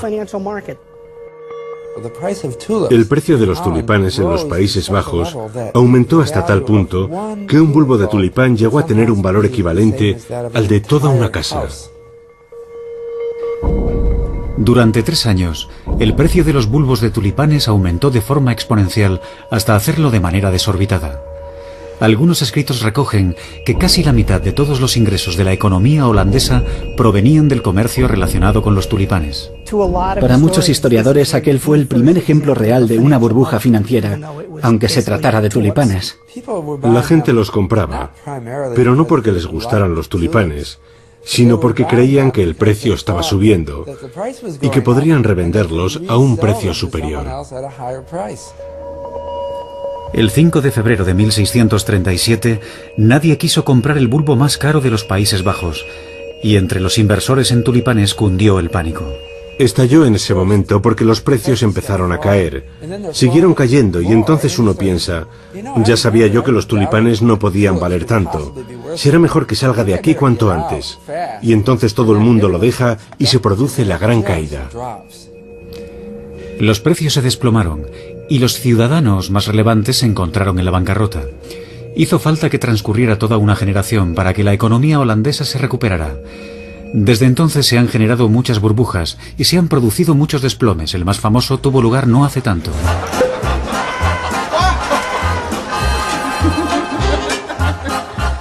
El año 1929 empezó con optimismo.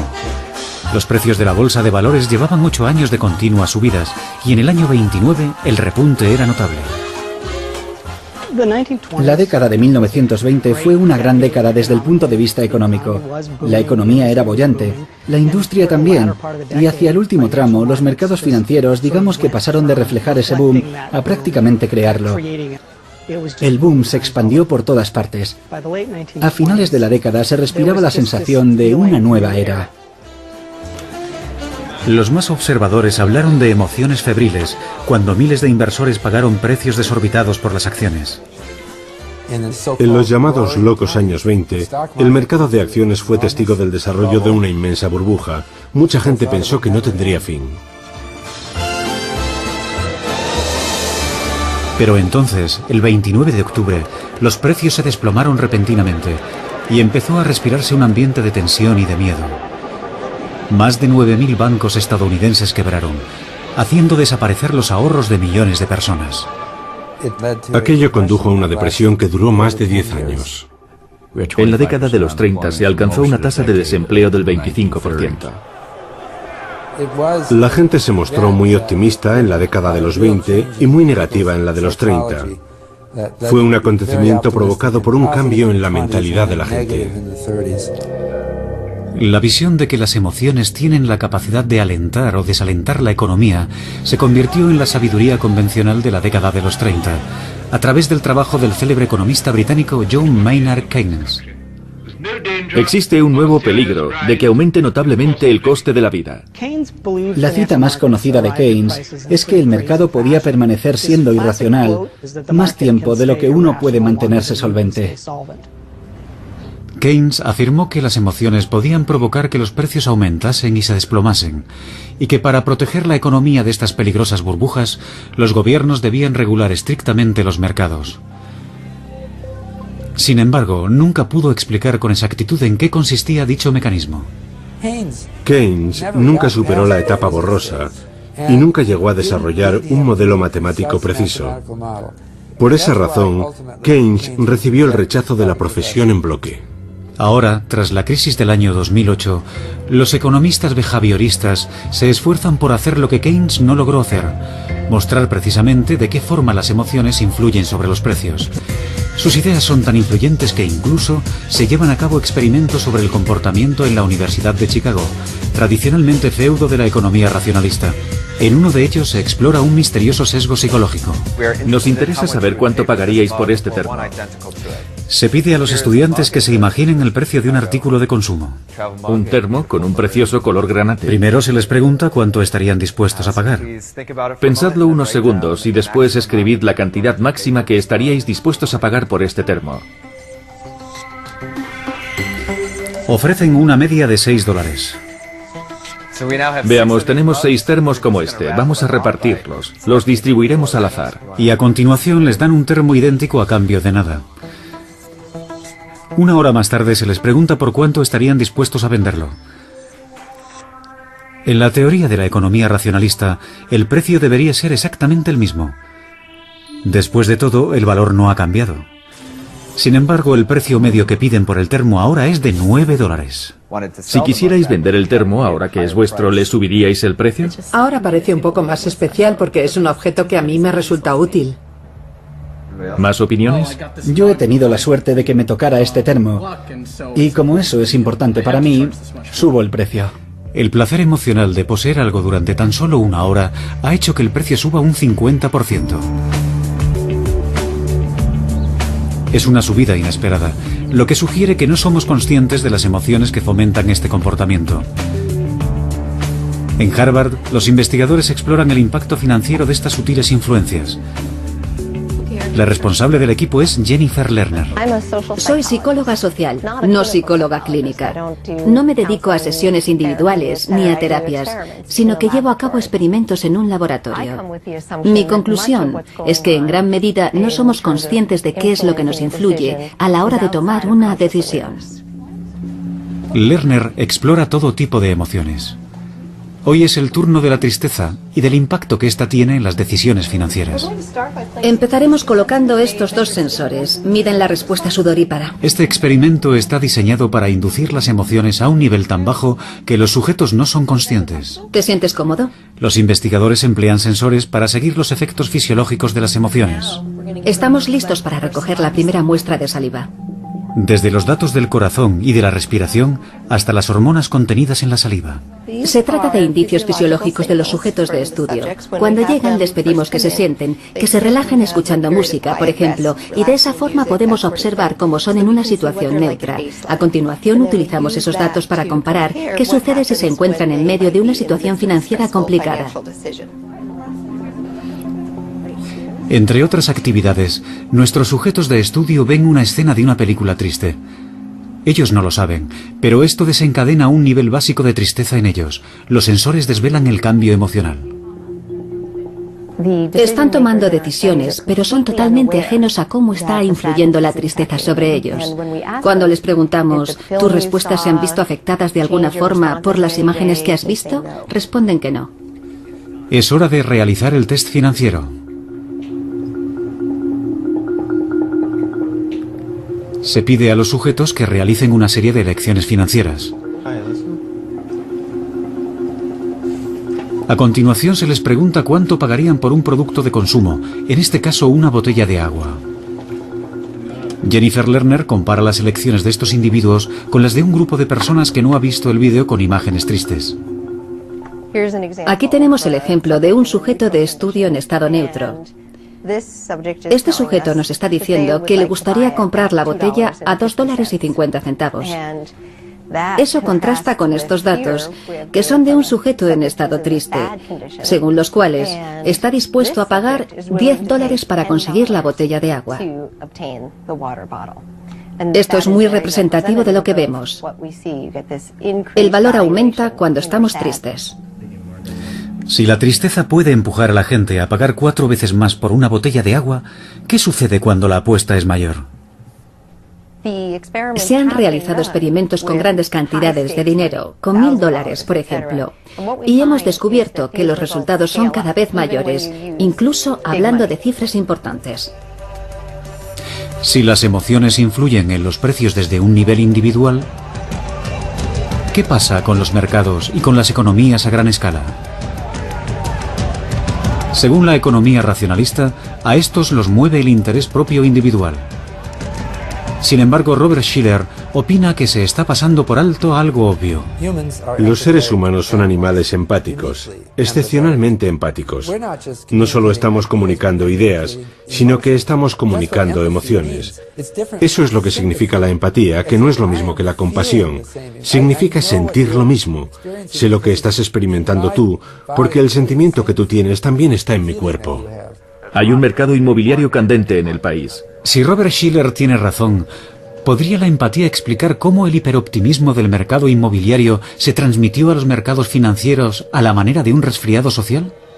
El mercado inmobiliario ha crecido y ha alcanzado unos precios insólitos. Entre los agentes financieros profesionales, la idea de que los estados de ánimo influyen en el parqué se da por hecho. El mercado es un compendio de cómo se imaginan el futuro miles de personas. Si esa gente es optimista acerca del futuro, el mercado sube. Y si la gente es pesimista acerca del futuro, el mercado baja. Al final la pregunta que responde el mercado es, ¿la gente es optimista o pesimista? Y esa es una pregunta psicológica. Los sentimientos siguen moviendo los mercados. Se comenta que la burbuja no estallará, que puede aumentar de tamaño. Para los racionalistas, las emociones no constituyen una explicación sobre el funcionamiento de los mercados. La constatación de que la gente siente y padece no significa nada. Se quiere asegurar que los mercados han subido porque la gente se ha dejado llevar en masa por las emociones, pero eso no significa nada. Eso no nos indica las situaciones que harán que los mercados suban o bajen. No sirve como teoría científica. La certeza de los racionalistas está basada en el modelo matemático que emplean para comprender los mercados financieros. Se denomina la hipótesis de los mercados eficientes e indica que los mercados financieros actúan fundamentalmente como una gigantesca calculadora, procesando con eficiencia toda la información relevante a más velocidad que cualquier individuo. Esto significa que no tendría mayor importancia si algunos agentes financieros se dejaran llevar por las emociones. Los mercados eficientes y el comportamiento irracional no son excluyentes siempre que haya suficiente gente racional para mantener los precios a raya. En el modelo de los mercados eficientes, los propios mercados financieros son racionalistas y los precios no pueden ser erróneos en ningún momento. Este modelo fue inventado por Eugene Fama. Es un modelo muy bueno y cualquiera de sus aplicaciones obtiene un resultado excelente. Creó mucha confusión y todavía persiste hoy en día. La confusión todavía persiste hoy, porque para muchos behavioristas esta teoría implica que los mercados financieros deberían ser inmunes al pensamiento crítico o al control. La teoría es que tenemos que fijarnos en los mercados como si fueran oráculos. Cuando el mercado sube tenemos que preguntarnos, ¿qué nos está intentando decir hoy la sabiduría del mercado? Si los mercados son eficientes, no hay una necesidad real de un gobierno, ya que el propio mercado se asegurará de que los precios siempre se correspondan con su precio correcto.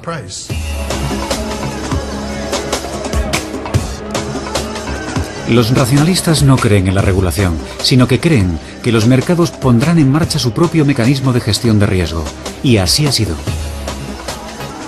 El primero fue inventado aquí, en la Bolsa Mercantil de Chicago, donde los agentes financieros manejan continuamente cantidades desorbitadas de dinero.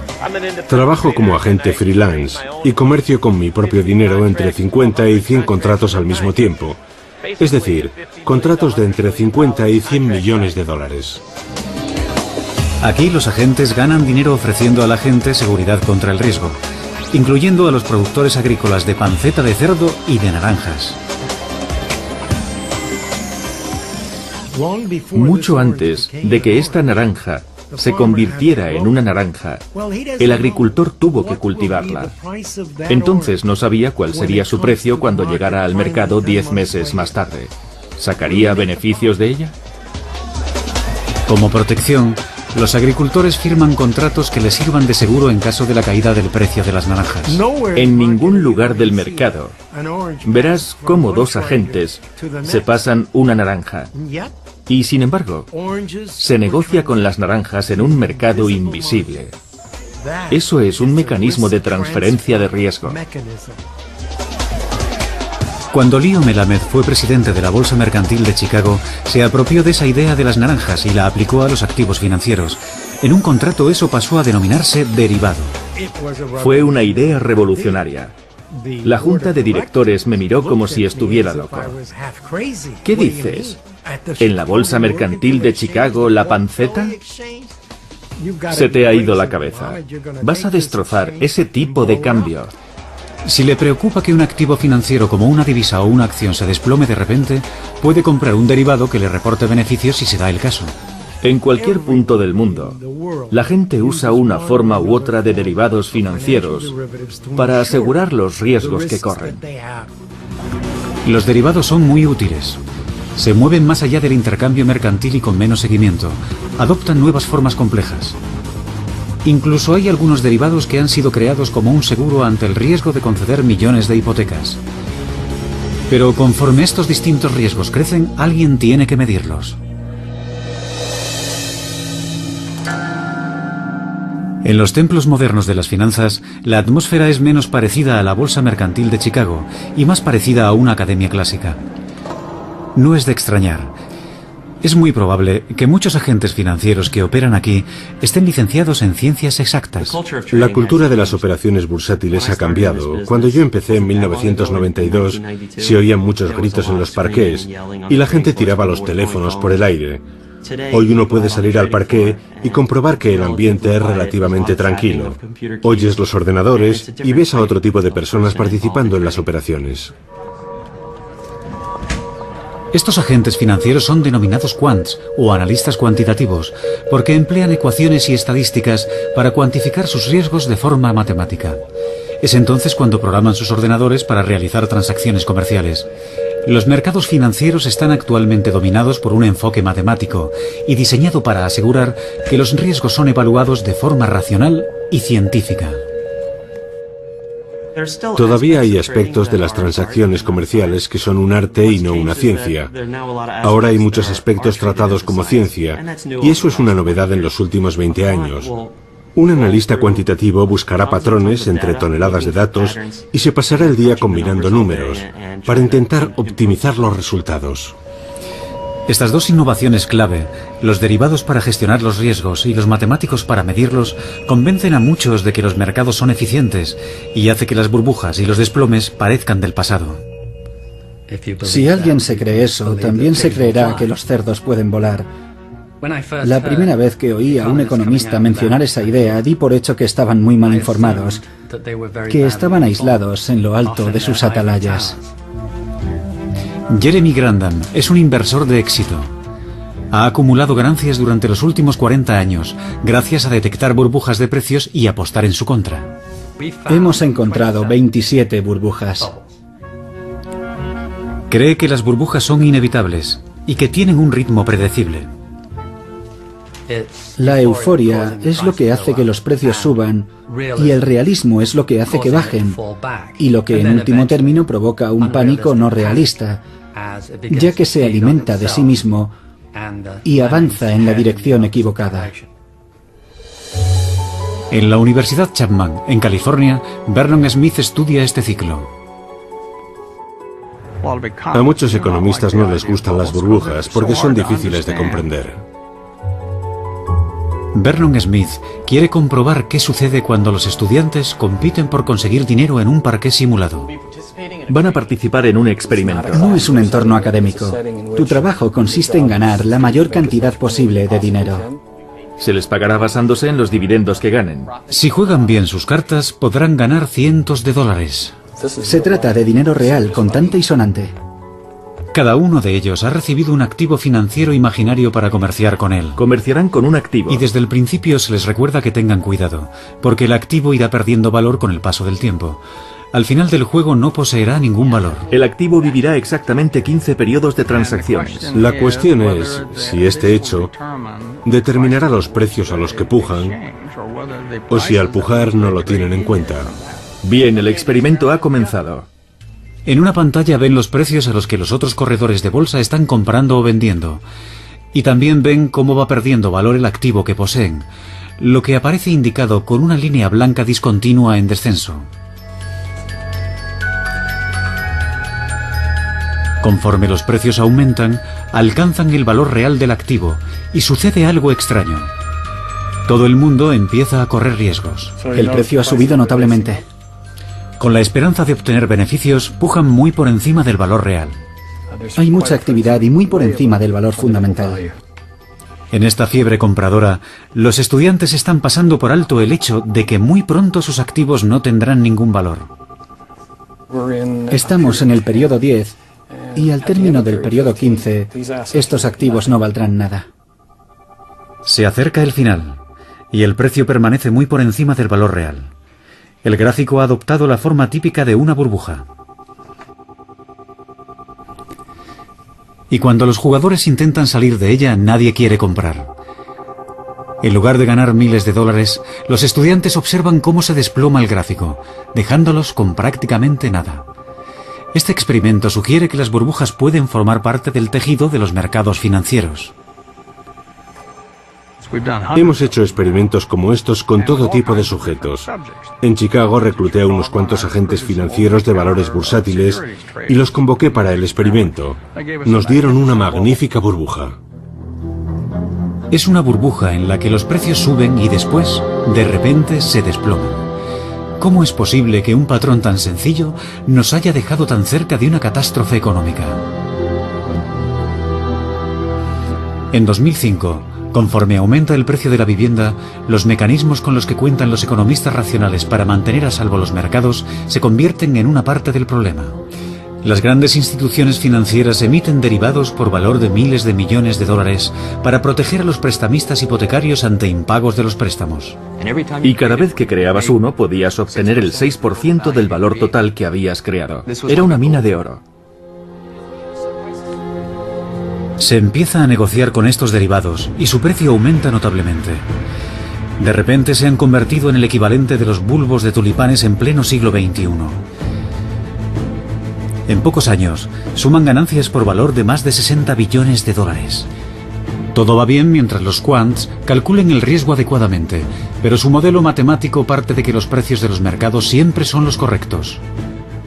Ese modelo estaba dando por hecho que los precios continuarían subiendo y que muy pocas personas serían incapaces de pagar unos préstamos muy arriesgados.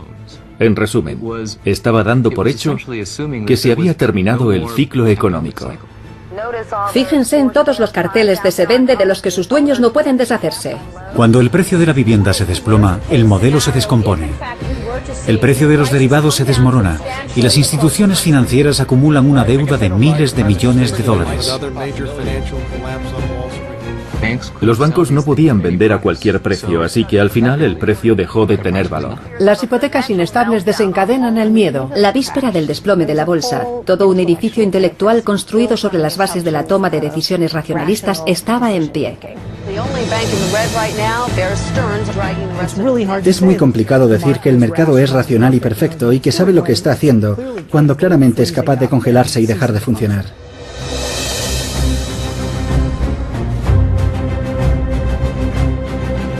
El miedo se va apoderando del mercado y las firmas financieras retiran sus inversiones. Corre la sangre en el parqué de Wall Street. Y se niegan a conceder préstamos. La incertidumbre desemboca en algo muy parecido al pánico. Se podría emplear la palabra pánico, pero en mi opinión no es más que un cambio de gustos. $500 millones en hipotecas echados a perder. Los seres humanos toman decisiones racionales a través de las emociones. Cuando se acerca un león es importante sentir algo de adrenalina, porque es la manera de tomar la decisión racional de correr como un loco en la otra dirección. El Dow Jones ha caído 240 puntos, mientras que el Nasdaq... ¿Qué nos espera? Otros 30 años como los que ya vivimos y en ellos se incluye esta recesión. El mundo saldrá fortalecido. Los que nos hemos centrado en los intereses propios de las instituciones prestatarias estamos en estado de shock, incrédulos. Creemos que tenemos un marco cuantitativo bueno que se ocupa de velar por todos los riesgos, pero hay algo en lo que nadie ha reparado. Es un caso en el que la gente se cree demasiado la teoría y está dispuesta a apostar a lo grande, basándose en una teoría que claramente no era correcta.